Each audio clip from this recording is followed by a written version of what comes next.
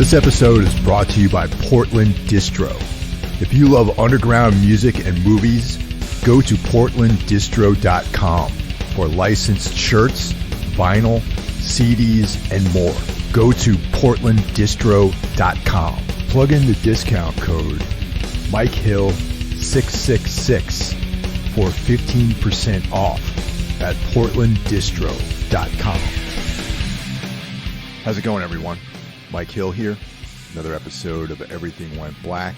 If you listen to my other podcasts that I do with Mike Scandato and Jeff Kashid, Brandon Legion and the Horror Wolf podcast might be something you're familiar with. But since we're dedicating that show specifically to movie talk, all of the interviews are going to be on here. So this is kind of a crossover episode. I know that loosely we talk about music-related stuff here at EWB, but I think in the future, some of the potential horror and fiction guests are going to appear on this show. So anyway, Brandon's a good friend, supporter of both of these podcasts, and he himself has an excellent podcast called Horror Wolf 666. And we just sat down and decided to kind of just shoot the shit. And here we go. Brandon, welcome to the podcast. And you've been doing this for a while, the horror stuff. And it started out mostly as a blog where you're doing reviews.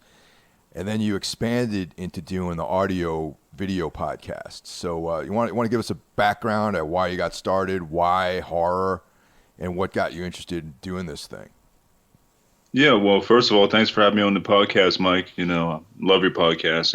All the podcasts you do, Necromaniacs, you know, this one, all of them that you do, they're all great. But and you were a big inspiration for me to start my podcast because, like you said, originally I started out doing like kind of blog thingies on Google back in the day. They had this like kind of like Google group type thing where you could like it's like a small website type thing where you could put your reviews out there and stuff like that. So I started there, which was pretty like, you know, small. I was just writing stuff, films I liked at the time and shit. And I started to grow from, you know, that point on. I got into trying to figure out how to get a website up and running, which I did. And then that's horrorwolf666.com, where I still do reviews on older stuff, newer stuff, whatever kind of like catches me. You know, I'm not going to review everything I see.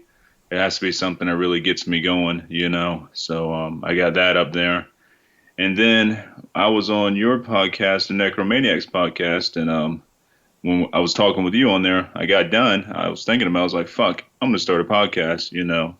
I've been wanting to do it for a while now. I just, you know, I'm a bit I got some social issues when it comes to like talking with people and stuff like that. You know, I'm not a big fan of that, but I'm like, fuck it, I'm gonna get past that. I'm gonna start my own podcast, and so I did. I started the Horror Wolf 666 podcast, and that's been going on for about, I'll say 6 or 7 months, maybe a little bit longer. So.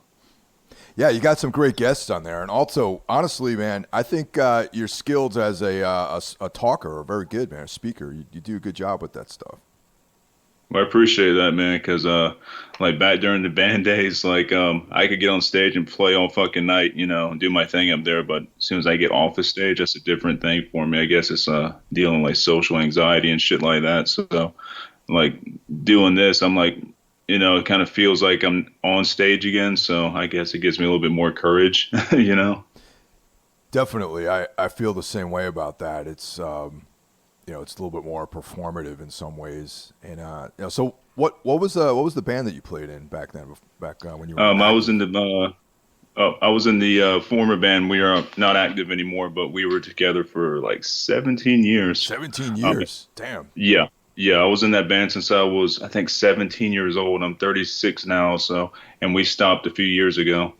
But yeah, it was a doom sludgy band called Tripping the Mechanism, and we did 4 or 5 U.S. tours and, you know, put out some really killer albums and stuff. I had a great time with it. It was a hell of an experience, man. Like, yeah, and then you get to find out how hard fucking traveling really is and touring, man. It's like, you think your job's hard, your regular job. No, fuck that. Touring's way harder. Yeah, definitely. And so you guys have any releases out or anything like that you can mention?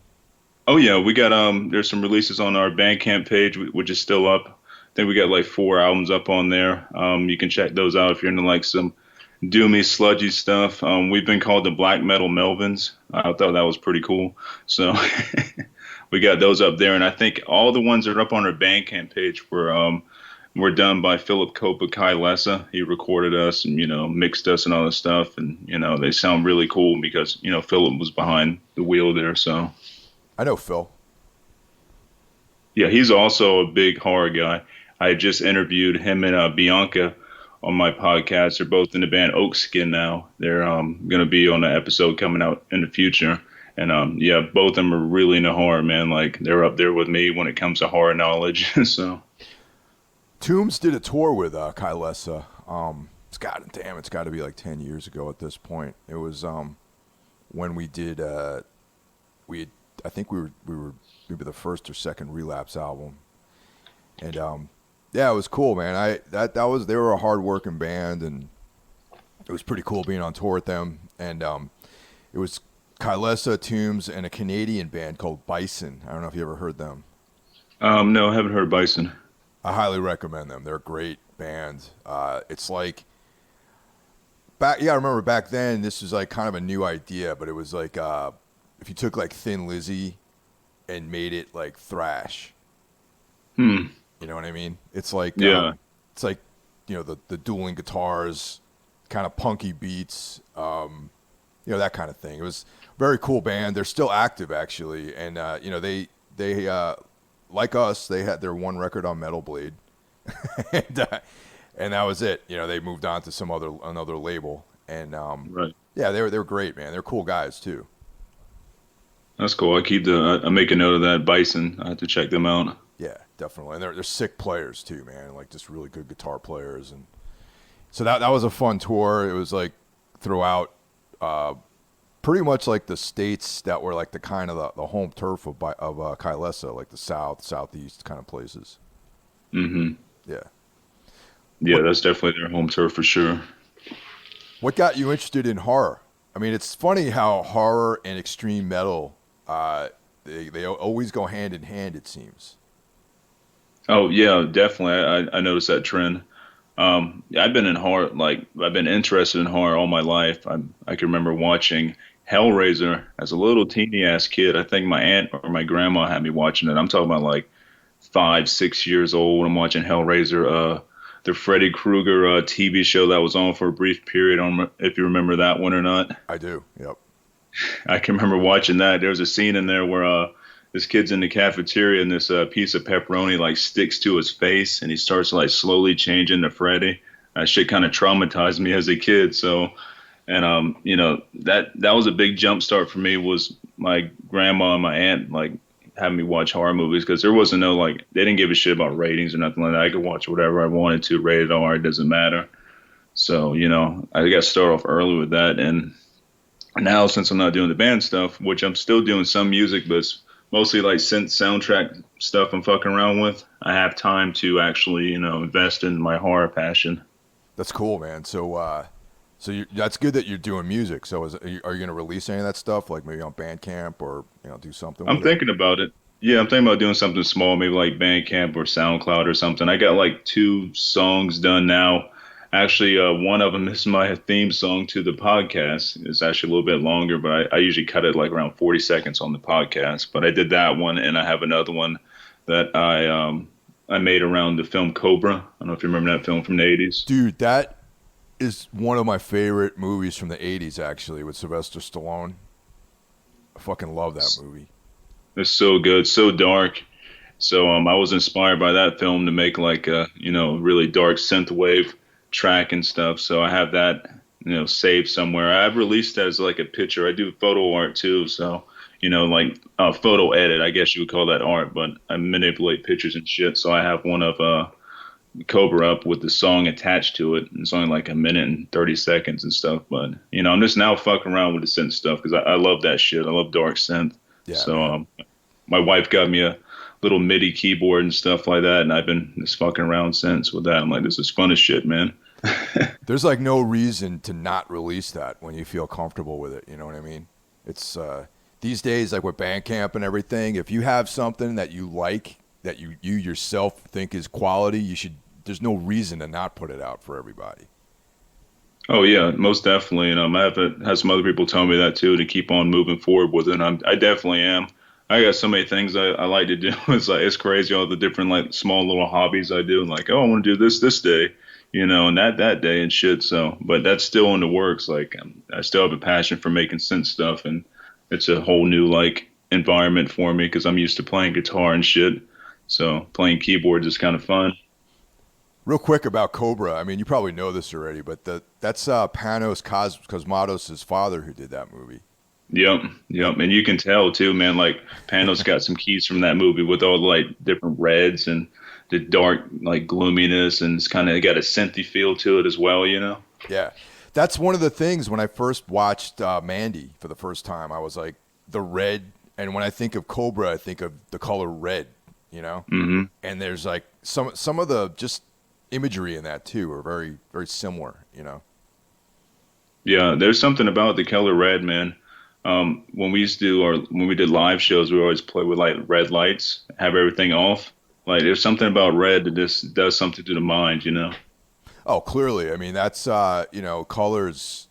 I mean, there's a lot of different. I mean, even if this is going into other tangent, but just like in ceremonial magic, like different colors like create different atmospheres for people and different mindsets, and they use them, for different rituals and all that. And all of the celestial entities have their representative colors and all that. So yeah, colors really important. Yeah, totally. Like that can really make or break a film for me. Like if it's filmed on like super HD, almost as like a soap opera, something like that, that's gonna throw me off. But when the colors are like tended to like a dark red, like has purples or blues in there, that really draws my attention and makes me more interested in the film.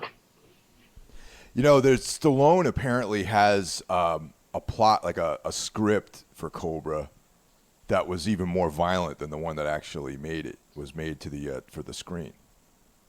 Oh, that I heard something about that. Yeah, I wish that would have got released too, like as a different cut. That's by far my favorite Stallone film, and it's kind of a sleeper. Like it's not one of his like more well known movies. Right. Yeah. And I think the people that do know that movie usually have pretty good taste in film, from my experience. What prompted you to start writing? Because that's kind of like a big jump, and that's something that not a lot of people are comfortable doing. Well, like during my school years and stuff, I always was into like writing short stories and stuff, mostly horror short stories and stuff like that. And I wrote a lot of lyrics for the band and stuff. So I was like, man, I like to write. It's kind of a stress reliever for me. So I'm like, I'm gonna start writing about horror movies, things I like. I'm gonna review these and write some stuff up about them, and try to get some stuff out there for the people that made the film. And I enjoy doing it. It's fun. Besides just writing like movie reviews, I'm also in the process, a very slow ass process of writing like a book of short stories. Nice. I have two short stories done now, sort of done. One's about 95% complete. The other one's done. It just needs some more like editing work on there, which is not my strong point.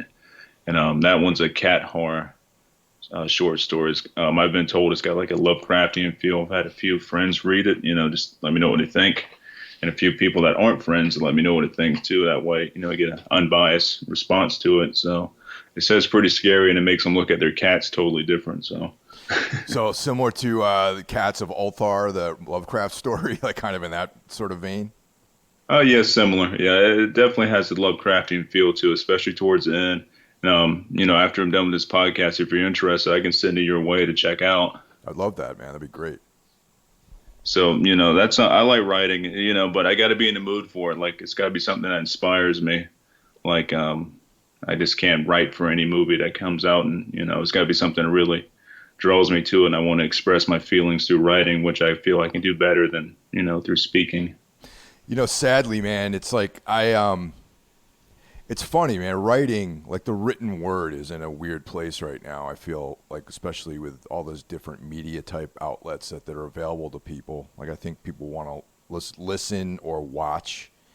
Mm-hmm. Because I used to do a lot of like music writing I haven't done it in a while because it just wasn't really like the hours I spent doing it versus what I was being paid, where they just didn't really work out. So I just feel like that reading stuff on online is in the decline, man, and it sucks, because it's like I would rather like read like a 3,000 word article about something, you know what I mean? And it's just kind of a bummer. I mean, at least in music journalism, I know in horror it's like there's magazines, there's like print magazines still out there that seem to be doing well, like the new Fangoria, for example, Rue Morgue, two of the best horror magazines that you can get these days, Oh yeah.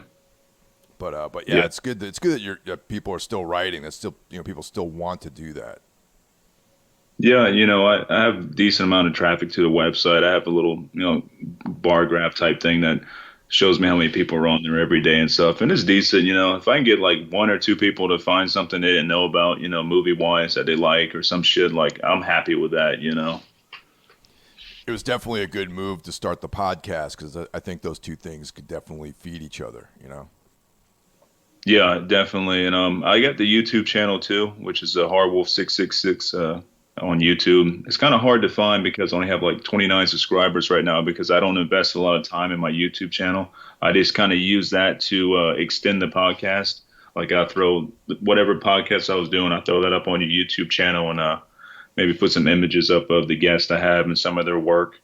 But I don't really utilize it like I should. Like I'm more focused on the podcast itself and not on YouTube. But maybe in the future I do more with it, possibly. So you're a one-man operation, right? Like you do all the editing and all that other stuff, even the web design, everything yourself, right? Yeah, that's all me. And with the web stuff, it's pretty easy. I use Squarespace, and they kind of just guide you the whole damn time. You just kind of just put your shit in and let it go, pretty much, And I try to keep it simple. But yeah, I'm a one-man operation. So sometimes I have my cat Lily. She'll be my second in command, but she doesn't really do shit. So. Yeah, my cat's the executive producer on all the stuff. She just kind of sits and watches the procedure, and I can tell if she likes it or not. If you listen closely to some of my episodes, you can hear Lily and Melvin. That's both our cats, Lily and Melvin. You can hear them in the background clawing on something, or sometimes you can hear like a meow at the door when I have the door shut podcasting. So a little secret thing there. That's awesome. Yeah. Yeah. Yeah, I need someone to help me, man. It's like I have employed the help of other people to get my thing together, like the Squarespace website. That's why it's not, it hasn't been updated in a while as far as like current stuff, you know what I mean? And video editing, I know nothing about that, man. And to me, that seems like fucking magic or something, man. I don't know. Like how are you taking to the video editing? Well, I use a really simple ass program that's on my Lenovo. I don't even have an Apple or nothing super fancy, but they have like a video editor, just like a generic one on here. So I like for my videos on YouTube, if you want to call them videos, I just put together a whole bunch of pictures in like a slideshow. Then, I take the audio from the podcast and just run it as like background audio and just let it fly with that. Still sounds fucking complicated for me, man, but maybe someday I'll get into that. Yeah, I want to learn more about the video editing stuff too, but right now learning the podcast stuff was a bit of a challenge because I went in pretty like cold. I didn't know shit about it. I didn't know what kind of mics to use and all that stuff. So now I have a decent mic. At first I was using the computer mic, which kind of sucks. I was like, I don't know what program to use, like who gets it out there and gets it on the different platforms. I had to figure all that shit out. And, I'm on every platform there is. I mean, I'm even on like iHeartRadio and shit like that. If they even play me, they say they do, but I don't know. Yeah, these days, since podcasting is so popular, which is a good and a bad thing because, there's just so many out there right now. They make it pretty easy to do things, which is cool. Like back when I first got into doing this, it was a little harder because it was a relatively new thing, Right. Yeah. I use Buzzsprout, and man, they do everything for you. It's like, you just put this here, put that there, and we'll spread the word for you. Get it on all the different platforms. I'm like, oh, that's cool. Yeah. Yeah. I think it's pretty competitive with these providers, and they all have to step it up like that.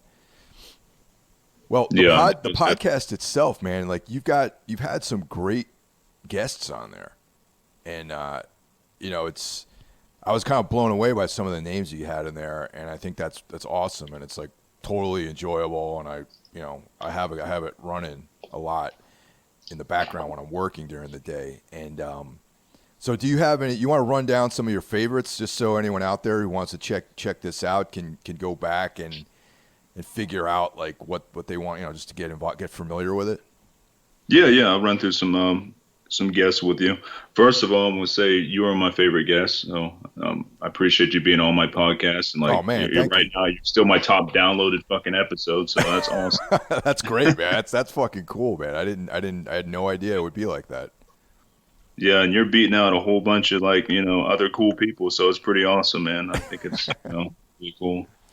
But yeah, some of my favorite guests besides you, the Greasy Strangler, Michael St. Michael's, if anybody's familiar with the film, the Greasy Strangler from Spectre Vision Films. Like, I talk with the Greasy Strangler, and you've seen the film, you know how crazy the shit is. So Michael didn't disappoint. He is everything you think he is. Like, he's such a nice guy. I mean, he's got some great fucking stories, like some crazy shit. Like, I highly recommend that be like the first or second like episode you check out of my podcast. Like, it's great. I was laughing the whole time, man. It made me cracking up. So, another really cool one I had was with Jill Six. She was the director of The Stylist, which just came out and is streaming on the Arrow app. If you have the Arrow app. Per your recommendation, I actually picked up the Arrow app, and I found a lot of great stuff on there. Yeah, the Arrow app's awesome, man, and that's where you can see The Stylist. I don't know if you've seen The Stylist yet, have you? I have, based on you recommended it to me, and I watched it. Okay. It's pretty awesome.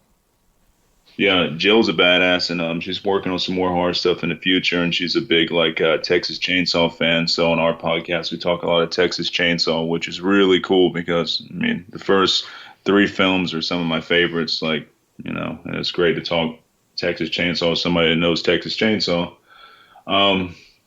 Another really cool one really cool one, which I didn't think was going to happen. I just reached out. I was like, we'll see what happens. I don't think nothing's going to come of this, but I got to talk with Daniel Noah, Spectre Vision.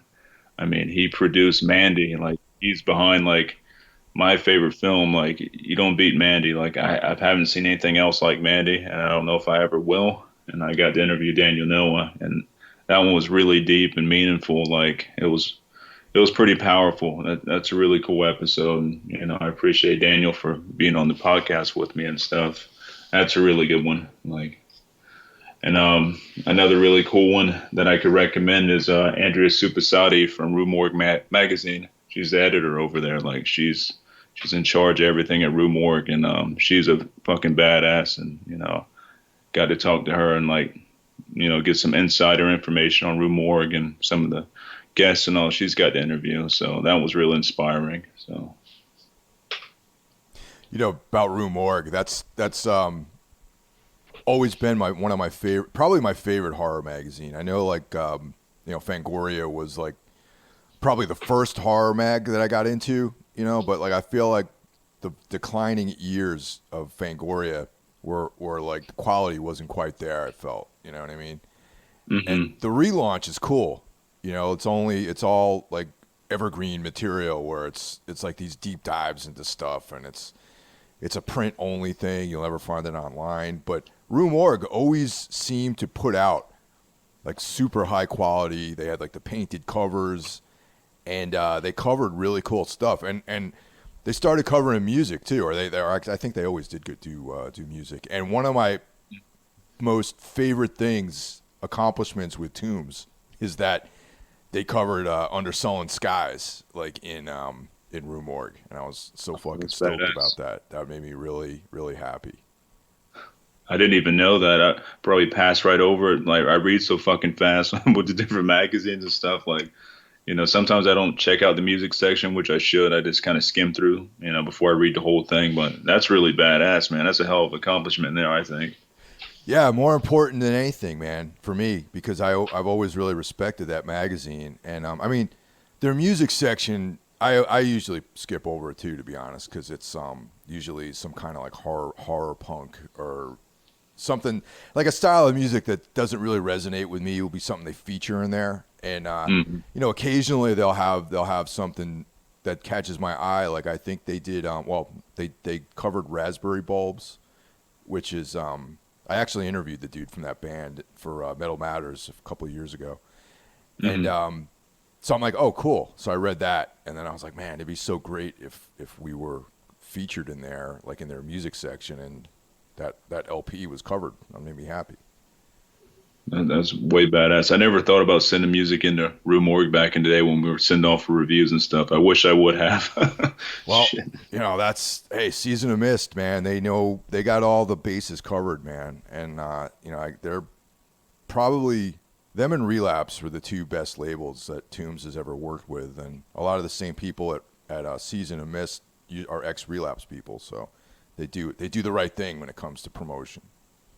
That's cool, yeah. And there's a great list of bands on that roster for sure. Notice how I left Metal Blade off that list. Yeah, I've heard some weird things about Metal Blade. So. Yeah, we did all the promotion. Like, pretty much, I was in charge of all the internet promotion with the band. So, man, that's all I would fucking do is spread this, share this, make sure we're on this page, on that page. I mean, that took up like 80% of my free time was fucking promoting. You know. Yeah, I mean that's a job for somebody, man. It's like, and it's a hard job. You know, that's not.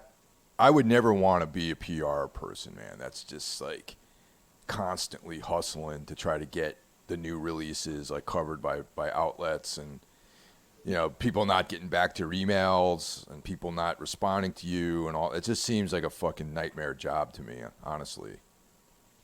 Yeah, it's the worst, and I hated, doing all that stuff. I mean, we would share the duties of like sending emails out to get reviews and all, but I was pretty much in charge of all the social media. That means our Facebook, Instagram, Twitter, back in the day, MySpace, fucking Bandcamp, Reverb Nation, all that shit. I was behind like keeping our numbers up on there. And funny story is with like Reverb Nation, when we're doing the band stuff, my wife was managing a death metal band, a really badass local band from here, and I was her like number one competition on there for like the number one chart. Like me and her were going fit. We didn't even fucking know until we met. Like, we're married now and stuff. Like, well, I said my wife. So back then we weren't married yet or even really met like that. But we were like each other's like number one competitor. That's awesome, man. That's a great story. Yeah. It's funny. Reverb Nation, man. I forgot all about that. That was like a thing like back, I don't know, a few years ago, it seems like. Yeah, it was a decent thing back in the day. I don't know what happened to it now. It kind of went off the rails a bit. And I quit giving a shit about it, towards the end of the band days and stuff. But when it first started, it was pretty cool. You get to find out some bands you didn't know about, or especially local ones, shit like that. Yeah, totally, man. That Spider One interview you did, that was probably one of my favorite episodes on the show. And it's that's funny. Cool. Yeah, it's funny. And like any of you guys out there who listen to Necromaniacs, it's going to be like, it's funny on a lot of different levels. And it crosses over with like Rob Zombie, White Zombie, Power Man 5000, and Spider One, which like, I'm surprised when I look at I can't believe that I like some of Rob Zombie's work, honestly, man. It's like, I started off in the beginning when we first started talking about his movies, hating Halloween 1 and 2 that he did and not really liking any of his work.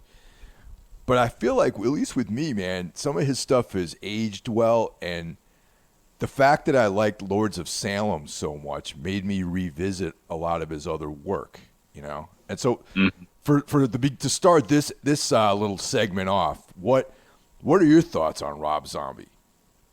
I dig it, man. Like, when I got into Rob Zombie movie-wise, it was House of a Thousand Corpses, and I was at the movie theater watching that.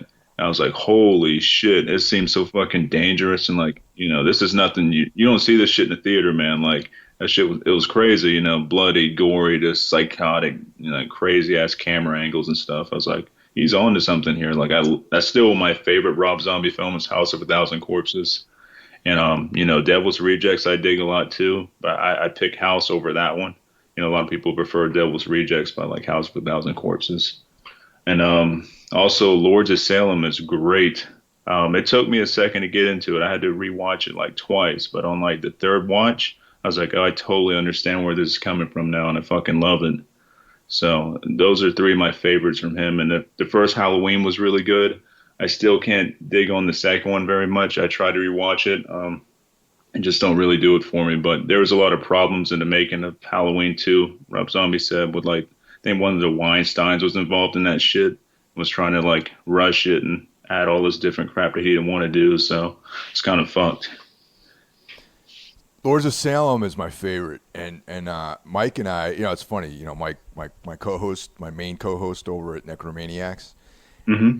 like we would go on these like bro dates all the time to check out movies, together, and and like all the Rob Zombie movies are the ones we would check out in theaters and then talk about them on the podcast. And Lords of Salem, we saw it together, but we didn't talk about it until like 6 or 7 years later. It was kind of funny. But I remember watching that movie and being like, man, I am fucking surprised at how much I actually like this. Because it's, some people, like, it seems like a lot of people don't like that movie. Like, a lot of fans of his other work really don't like that film because there's not the extreme violence and, outrageous situations and all that. But I like it because it has that Italian, like, European vibe to it. Hmm. And that's why I was like, man, this is like his like homage to like European horror, and that's like some of my favorite stuff because it's like super atmospheric and and it had that cool music from that band or whatever. That was like, wow, this is like sounds like a Sun record or something. Yeah, the soundtrack was really killer for Lords of Salem. It really added to like the darkness of that film. It's a really dark ass film. Like there's not hardly any humor or anything in there. Like some of Rob Zombie's films, there'd be a little bit of dark humor, but this one's just pretty much fucking just dark. Yeah, but I don't like his last few things that he's done. Like straight up, I couldn't get like Mike and I also went to go see 31 in the movie Oh yeah. theater, and I thought that was horrible. And that the most recent one, I made it like maybe 15 minutes into it, and I couldn't finish watching it. So What was that? Three from Hell, right? yeah, I just yeah, Yeah. I just thought about the other things I could be doing with my time when I started watching that movie, and I just did something else. He should have ended it with Devil's Rejects. I mean, that was the way to end it any damn ways because they all get shot at the fucking end. I mean, let's say they're dead and they get shot like 100 times each. Yeah, And then they bring them back. I was like, that's always a weird fucking move. I was like, is this gonna be a prequel? How are they gonna fucking do this? And no, they're back. I'm like, yeah, this makes no sense. It was a waste of a movie. I think. I think he should have stopped it where he was at on Devil's Rejects and left it at that. yeah, and so it's weird. It's like I can't really back him 100%, and I can't say that I don't like Rob Zombie because I remember like in the beginning when we were doing Necro, all I did was say how much I hated his movies, and I would just get people would when I was more active. I'm not active on Twitter anymore, but back then I was like checking my messages, and people would tweet like hate mail to me because I don't like Rob Zombie and everything, and I would just laugh. I Hmm. thought, well, this is kind of funny, like calling me all these names, man. It's like I know that, you're 1,000 miles away from me right now, but it's kind of funny. The same thing with his music too, man. It's like I don't like White Zombie or Rob Zombie's music, but I like. There's a record it was called "Make Them Die Slowly," that came out before the big explosion, and it was like pretty good, pretty decent, man. Hmm. I don't know if you know that record by White Zombie. It sounds familiar. I used to listen to White Zombie, back in my younger days, and I moved up to Rob Zombie for a few albums, and that was good after that. Like he didn't really do it for me after that, but Yeah, Make Them Die Slowly is a very, very different record, man. It's like this kid I went to high school with played in White Zombie on that record, and I remember running into him on one of my trips back home. And hmm. he had moved to New York City and was trying to do his thing musically. And I saw him one day, and he had like the dreads, and he's all like decked out with like the leather jacket and everything. And I was like, "What's up, man? How you doing?" He's like, "Oh, I'm playing in this band. It's like total like devil music, man. It's like," that was the word he used actually, was devil music. And It's called White Zombie. So I was like, huh, okay. And then I do not own the record, but I saw a copy of it, and he's in the band photo. And I'm like, oh, this sounds, this might be cool, And then literally a year later, I think, or 2 years later, within a 2-year period, Last Exorcisto came out, and then they were propelled into megastardom. But they're two very different sounds. Like the early stuff was like more just guitar, bass, drums, like heavy metal, noisy heavy metal, slow, kind of like mid-tempo, like maybe a little Danzig-esque, And then the whole like techno thing happened with the samples and the industrial elements and all that kind of stuff. So I don't know. I have an interesting relationship with the music and his movies. It's just funny to think about it sometimes. He's definitely fucking creative as shit. I give him that, Like, he's a hell of a creative dude. I guess the takeaway from it, it's like I would like to meet him someday because I feel like he might be like a really cool guy just to like talk music and movies with. Yeah, I think so too. I bet his knowledge is way the hell out there too. I bet he knows a ton of shit, Yeah. when it comes to movies and fucking music. And then Spider-1, who fronts Powerman 5000, and I personally don't like that type of music, really. I don't really listen to them. But when I lived in Boston, I saw them play several times because they were like a local band at that time. Mm-hmm.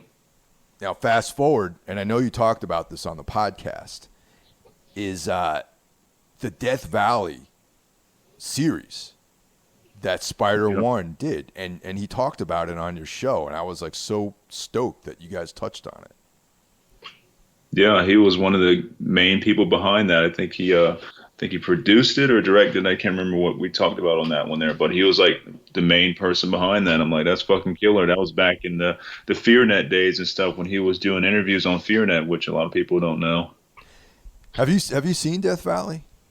Oh hell yeah, man! I loved it. I watched it when Netflix first came out. I think when they first started doing their streaming shit, where you had to have the disc and everything. I believe Death Valley was on Netflix. Yes, like back in the day, and that's when I watched it. I was like, this is fucking good. And I found out it was only like one season, and they cut it. I'm like, fuck. My old drummer Andrew Hernandez, who played in Tombs earlier on, he was the guy who told me about it. I guess he watched it when it was on MTV, and he's like, yeah, Death Valley, check it out. It's on Netflix now. And I was like, oh, what is it? It's the guy from Powerman 5000. And I was like, fuck that. I don't. Are you kidding me, man? Like, really? So, and that's just me. That's a character flaw that I have, that I will judge someone sometime on occasion, and I'm working on this. I'll judge someone because I don't necessarily like one aspect of their creativity, and I'll discount all others. And sometimes it's like someone might be better at doing a different thing than you know them for. So eventually I jumped into the Death Valley thing when it was on Netflix, and I was like, man, this is amazing shit. I really, really liked it. And I was so bummed because it ends on like a cliffhanger. And it leaves you wanting more too, Yeah.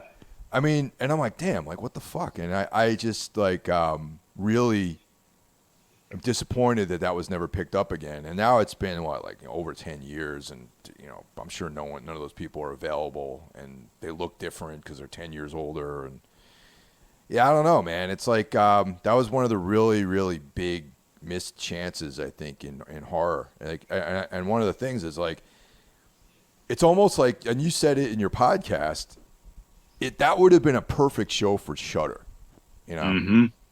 And it would, I think the fans, so many people don't even know about this show's existence, Nope. And that's a real shame. Yeah, I told Spider too. I was like, man, like I'm gonna start tweeting at Shudder, because I know who runs Shudder over. I think Craig Engler is the man behind Shudder and stuff, getting all the movies on there and everything. So I'm gonna try to tweet at him. I've been saying this, I haven't done it yet. And hey, man, let's get Death Valley up there because they got the power to do it. I'm sure the rights for that series aren't too much. They can at least get the old episodes up there, and maybe that'll like rekindle a fire, or they want to make new ones. I mean, that would really be something else, man, because I think the show is really cool. It's unique, especially for the time that it came out. unfortunately, being on MTV probably worked against it. You know, like real horror fans probably like they don't even know about the show. Yeah, I've never, like I said, I wouldn't have known about it if it wasn't for Netflix at the time, you know. I didn't know shit. I was like, this was on MTV. I'm like, wow. What's funny too is it also makes me think of Hannibal, like another great, dark, very dark show. Hmm. Like high quality production, great acting, and during its heyday, it was on NBC.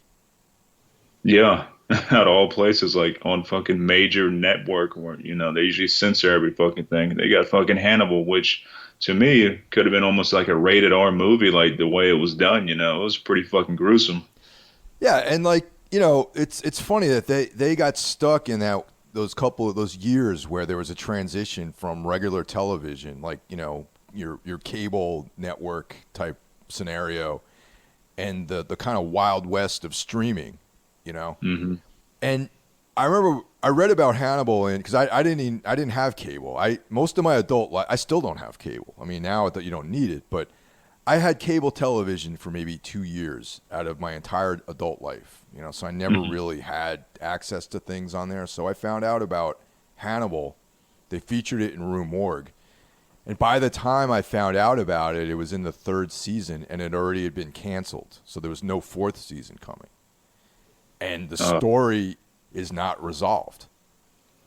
And it's just one of those things where I'm like, man, that would have been perfect for Amazon Prime, Netflix, whatever, Netflix original or Shudder or whatever. It would have been a fucking massive show. And I think that, and once again, Hannibal is a show that it's like not in the forebrain of a lot of horror fans. Like they kind of know about it, but I don't know how many, a lot of people I know haven't even seen it. And they've seen hmm. all the Hannibal movies, and Silence of the Lambs and all that. And they know about it and they're aware and they're not familiar with the TV show, you know? Yeah, and it's so good too. Like it's better than half the fucking, you know, Hannibal movies. I mean, the Silence of the Lambs series like Hannibal and Red Dragon, you know. I wouldn't say it's better than Silence of the Lambs itself because you know it's a classic, but it's different. It's just as good in a different way. I think it's darker and more moody, you know. Yeah, the imagery and it's the imagery in it's amazing, man. It's just so much of those weird sequences, and it's so fucking cool, man. And yeah, and then apparently isn't I don't know if it launched yet, but there's like a Clarissa series coming out.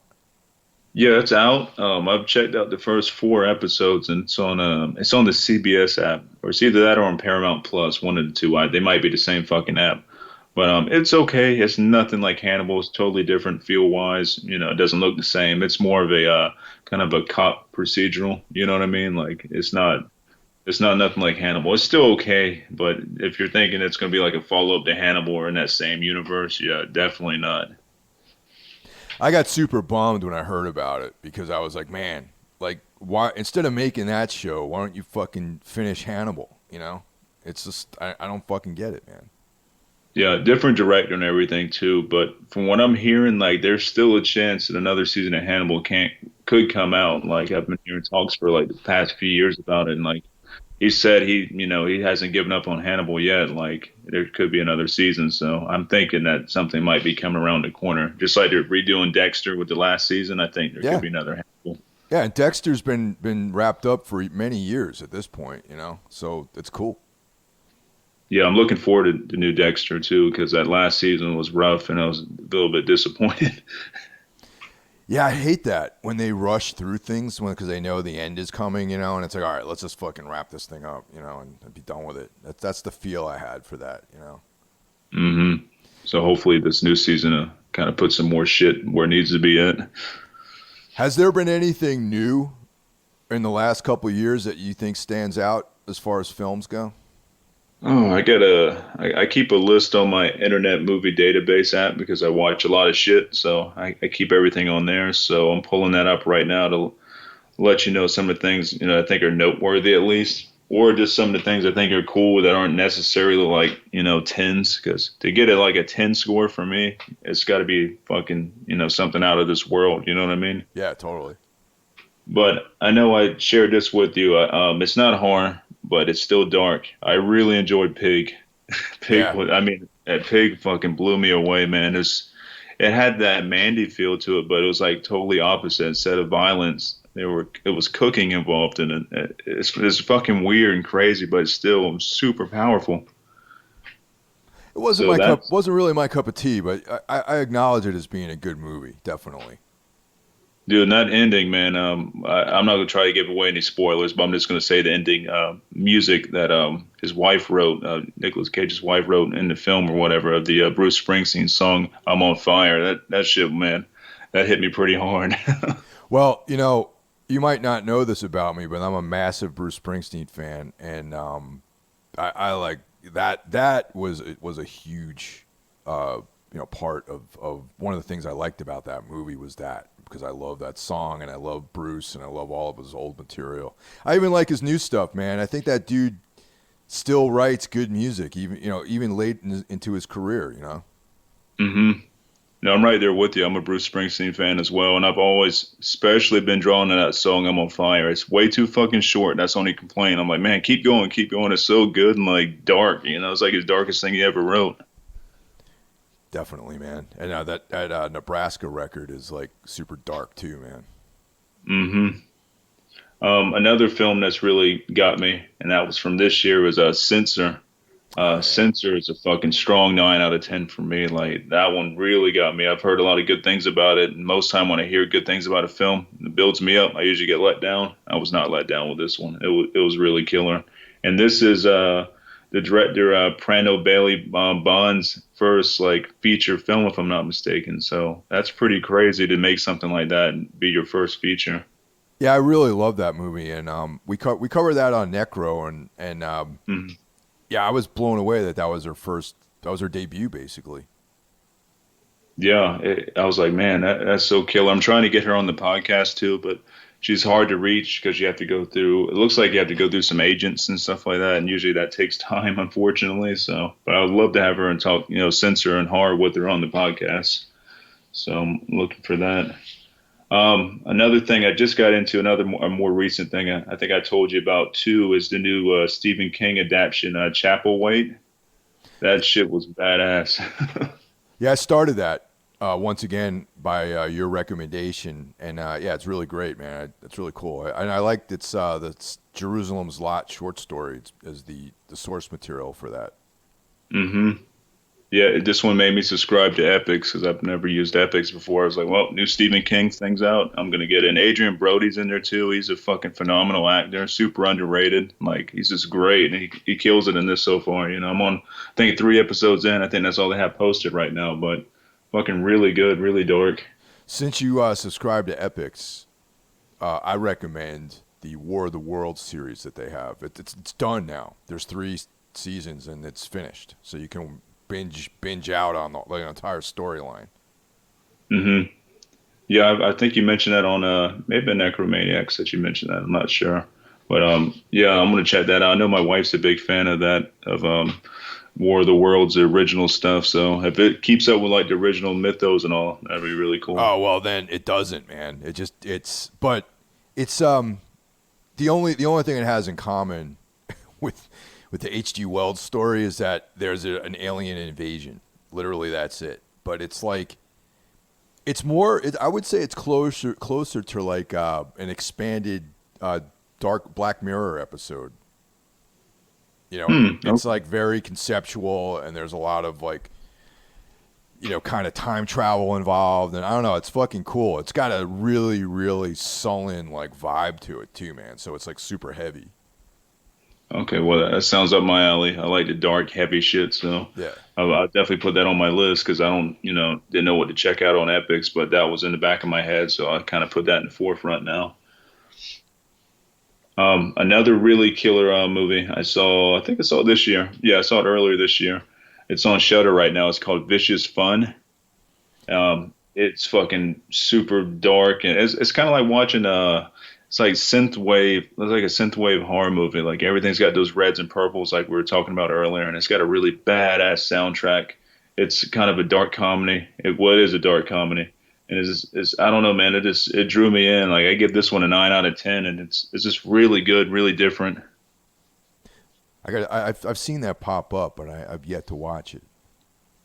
Oh, dude, I highly recommend this one. It's great. It's done by the director Cody Callahan, who's done a bunch of other stuff. He did Letter Out, Antisocial, The Oak Room. Like he's been involved in a bunch of good stuff, but I think this is like his best thing so far. So I highly recommend that one. It should still be streaming on Shudder. And then I got you. I think I also told you about which was a kind of a surprise hit for me because the title itself kind of threw me off. I was like, I don't know if I'm going to watch this or not, but it's the new brand new Cherry Flavor, the new series on Netflix. That shit was a surprise, man. It was really good and really fucking weird. I'm glad you mentioned that because neither Mike nor Jeff have watched that over at Necro, and Hmm. I watched it and I couldn't stop, man. I started during the week, so I usually try to go to sleep like around 11:30, and I was like, man, this is so good. I can't wait to watch more, and it was really compelling. And at first, I was like, I don't know, but then I stuck it out, and it really picks up, and it's got a great story, excellent acting, it's shot really well, and the cinematography, everything, it's great. The music. Their use of it takes place in the 90s, so their use of 90s music is not too heavy-handed. I found too, Right. Yeah, it's very subtle, but it works. and it's based on a novel which I haven't read. Yeah, I want to check that out too. I think it's a graphic novel, right? Yes, Yeah, I want to check that out. Like the thing that sold me on this, because the name itself and like the artwork they use on Netflix, is like it's gonna be another generic Netflix horror movie or horror series. It usually kind of sucks. But then I found out that it's from the people behind Channel Zero, the series that was out on Sci-Fi, then moved over to Shudder. And that's one of the best horror series to ever come out. In my opinion, like Channel Zero is like top notch. So when I found out they were involved with this, I'm like, I'm in. I know it's gonna be weird. It's gonna be fucking nightmarish and dreamlike, and it meets all my criteria for what I thought it was going to be. man, Channel Zero was like such a fucking great series, man. Each season was different, and the first one is still like it creeps me out when I think about it. It's so bleak. Like it's just the way it's filmed, and that it's just like, man, it just leaves you there like sitting alone. Like it's the bleakness of it, man. Like you feel empty after you watch an episode of that first season. Yeah, And then totally. the tooth guy shows up, the tooth kid, and like, man, if you don't like teeth horror, which is I guess kind of a genre they may have created, but man, that's some fucked up imagery, dude. Yeah, I loved Channel Zero. I liked every season was killer. It made me actually kind of deep dive into the creepypasta stuff that it was based off of, and I found some cool podcasts. One was called Creepy, and this guy just narrates some creepypasta stories, and they get pretty weird, man. Like it's more like also like a dreamlike scenario with creepypasta stories that he talks about. It's like your worst nightmare come to life. They're just fucking super weird. It's not straight driven. It's just all over the place and odd and really weird shit. Well, the creepy pasta stuff, that's all like user generated fiction, right? Am I right about that? I believe so. Yeah, I caught like the end of it and stuff. 'Cause I think it was more like the generation before me kind of started the or a generation after me started the creepypasta stuff. So I caught like the back end of it, but I believe that's what it was about. Well, one of the most terrifying things to jump out of into reality from creepypasta is the Slender Man like mythology.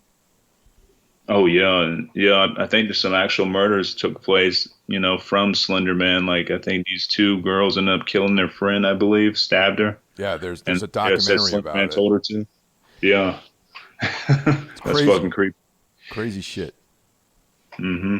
Sometimes reality imitates art, or both ways. Art imitates reality. In some ways, I feel like that's like a modern phenomenon where like this concept is out there in the ether, and then somehow enough people believe in it, and then it turns into reality somehow. It's Yeah, weird. It's kind of like a magic almost, you know. Yeah. Well, there's a term for that. I can't remember what it is. It's a certain magic. If you believe hard in it enough and you know think about it all the time, you know you can make it happen. You know, and I think enough people do that. You know, about a certain subject, say like Slender Man. So many people believe in Slender Man. You know, maybe they think it's real. It becomes real to them. You know, that's real enough. You know, when they go kill. So. Yeah, it's a fascinating topic, man. And actually, I think it's on the HBO app. There's a documentary about Slender Man, and it's yeah, it's depressing as fuck, man, because these girls have like psychological problems and their lives are ruined, and they murdered this other girl, and it's just a terrible story. Hmm. Is the documentary good? I haven't checked that out. It's good. It's good. Yeah. I recommend it. And speaking on HBO, or speaking of HBO, have you checked out The Outsider? Oh yeah, man! Right away, like when it first aired, I watched as the episodes were coming out because I read the novel like before the show. You know, I love Stephen King, man. So I sounded cool. I read it, enjoyed the book, so I jumped right into the TV series. That's killer. And it stays with the book pretty much 99%. Like it's really close with the fucking book, which most of the time a lot of, you know, the series take their own liberties and stuff and kind of do their own thing. But this one was really with the book because I watched the series first and I went back and checked out the book because I didn't want to ruin anything, you know. But man, that shit was so damn good. Really good. That's one of the only things that really, like, I kind of wish I hadn't read the book before watching the show because I realized that the show was such high quality and knowing kind of how the plot elements were laying out, I was like, oh yeah, well this is going to happen next, and then it's like sure enough. So it was hard to fully enjoy it, you know. Yeah, yeah, totally. That's why I try to watch the stuff first and I go back and, you know, read or like I do. I do a lot of audiobooks when I'm at work because, you know, sometimes if I'm in the truck or I'm spraying something or whatever, I can put my headphones in and kind of zone off with that. So I do a lot of audiobooks and, you know, I did that after I watched the series. And also, heads up on The Outsider, there's a connection between Stephen King's, one of his newer books called If It Bleeds. I don't know if you read that No, I before. haven't read that one. If you can remember in the end of Outsider there, the creature, whatever you want to call him, he was like, you know, I sensed other presences like me before, but I'm not sure if there's more than me out there, like of my kind. Well, if you read If It Bleeds, you get to, there's like a continuation of that story. And it takes place with Holly and stuff, investigating this other like weird shit going on with a similar type creature, Oh you know, man. whatever he was. And yeah, it's fucking good. I think it's even more like dark and fucked up too. Like it's in the If It Bleeds. There's three stories I think, and this is like the biggest. It's more like a novella inside the book, you know, inside the short stories that are in there. And yeah, it explains more of what he was, sort of, kind of, you know. It's connected. I will put that on my reading list, man, which is quite sizable at this point. But yes. I can't get out of Stephen King. Like all my audiobook stuff is all Stephen King because he has so much fucking work. You know how long his books are. So like the audiobooks like 18 hours and shit. So that's like a month right there for me. Yeah, totally, man. But I don't really want to get out of the universe because all his books are connected somewhere, you know, down the other. They're all like in that universe that he's created for him and stuff. So I can't get out of that. I'm stuck in that universe. I'm on the I'm listening to what's it called here? I think it's called The Sanctuary, I believe. Hold on a second. I double check that. It's called I'm sorry, The Institute. I'm listening to that one right now, and I'm pretty sure this is connected with The Shining somehow, like with the kids with The Shining. Oh I yeah. think I think it crosses over there somewhere because this deals with like kids with supernatural abilities like telekinesis and able to read minds and stuff like that too. So yeah, it's crazy the shit he's created, like the worlds he's created. I just started believe it or not, I never read the Dark Tower series, and I just started reading the first book like a couple days Oh, ago, and fuck you. really cool, man. And like it seems like something I would love, man. I just never got around to reading it. And this past Christmas, I bought myself like a box set of all the novels, so I just started it a couple days ago. Well, congratulations on starting your journey, man. And one hell of an epic fucking journey. It Hell took me yeah. a year and a half to listen to all the fucking audiobooks with it. I read the first two and then everything else I did audiobooks with. Like, Yeah. god damn, man, it's like, it's insane. And you're going to figure out that every fucking book he's ever written is all connected and Dark Towers are going to like expose that to you. You're like, oh, they're talking about that book. They're talking about that creature. Like, it's fucking insane, man. Well, I look forward to it. And you get to revisit the Man in Black again, which I always find fascinating. The walking dude from The Stand is also, the Man in Black. So yeah, if I picked up on that right away, actually. Yeah, I find him super interesting. But yeah, those are some of the like most noteworthy things I've been watching and kind of reading. Like I said, all of Stephen King stuff right now for what I read. I also read the last Clive Barker novel, which was A Scarlet Gospel, which was a continuation, with the Hellraiser series, which is not called Hellraiser, it's called Hellbound Heart, I believe. But that was really cool. That was really like action packed. They actually go into hell in that one. Yeah, you read it? Yeah, it's great. Okay, cool. Yeah. I love the fight between Pinhead and I think he fights the devil. I'm like, God damn, that's epic. Yeah, man. Like, Pinhead just don't give a fuck. Right on, man. That's some good stuff.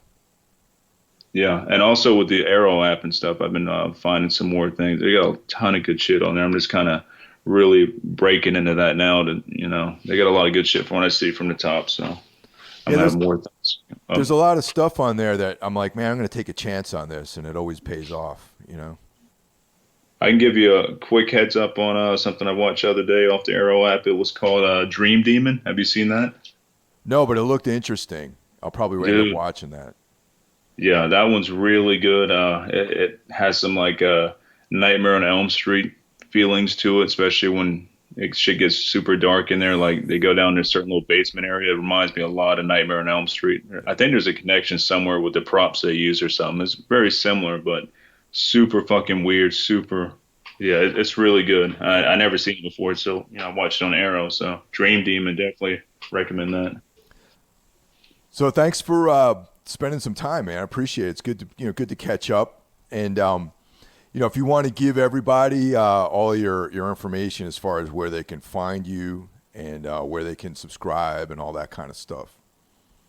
Cool. Yeah, it's been great catching up. And you can find me on any podcast platform, Spotify, iTunes, iHeartRadio, all those platforms there. It's Horror Wolf 666 Podcast. The Horror Wolf 666 Podcast.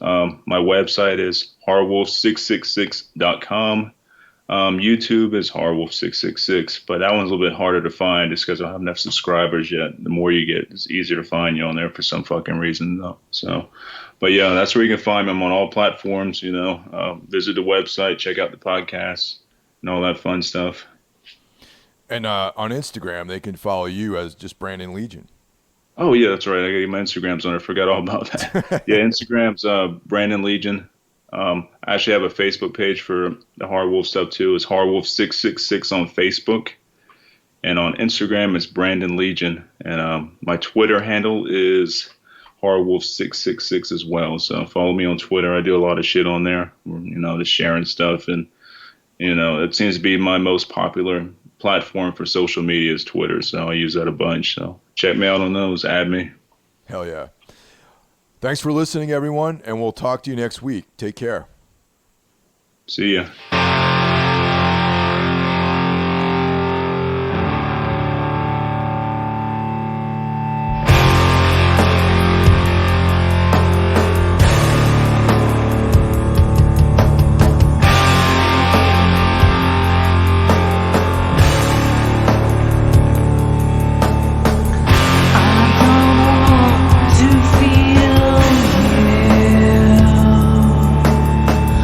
I don't want